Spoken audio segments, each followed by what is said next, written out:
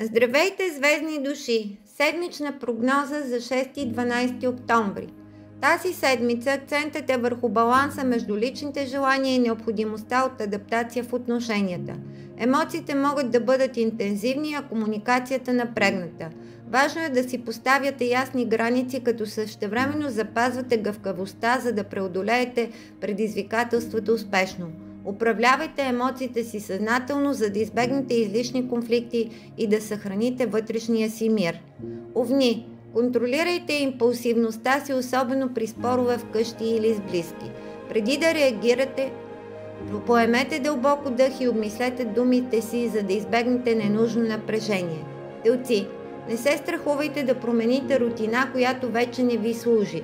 Отделете време за здравословни навици и се погрижете за тялото си. Малките грижи ще повишат енергията ви. Близнаци, практикувайте търпение и слушане в разговори, особено по чувствителни теми с близки. Не бързайте да давате мнение, а изчакайте подходящия момент за изказване. Раци, поставите ясни граници в отношенията си, за да защитите личното си пространство. Отделете време да се заредите емоционално и да възстановите силите си. Лъвове, проявявайте търпение на работното място и в социалните контакти.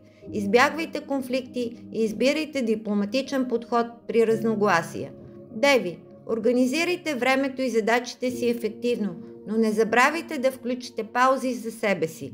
Малките моменти на спокойствие ще ви помогнат да запазите фокуса и здравето си. Везни, търсете баланс между собствените си нужди и тези на околните. Не допускайте да се изтощавате с прекалени компромиси. Поставите граници, без да се чувствате виновни. Скорпиони, бъдете откровени и честни, но контролирайте критичността си към себе си и към другите. Приемете, че не всичко трябва да е перфектно и дайте пространство за грешки. Стрелци, следвайте интуицията си при вземане на решения, но подходете с разум и обмисляйте последствията.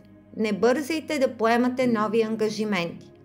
Козирози, продължавайте да работите последователно по целите си, но не забравяйте да потърсите емоционална подкрепа от близки, когато се чувствате натоварени. Водолеи, бъдете отворени към нови идеи и възможности, но запазете здрав разум и практичност в действията си. Не се разпилявайте в прекалено много посоки. Риби, разчитайте на вътрешния си усет, но не пренебрегвайте здравето и реалните задачи.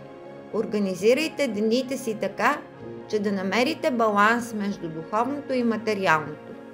Успешна седмица и много късмет ви желая! Ваша Лия.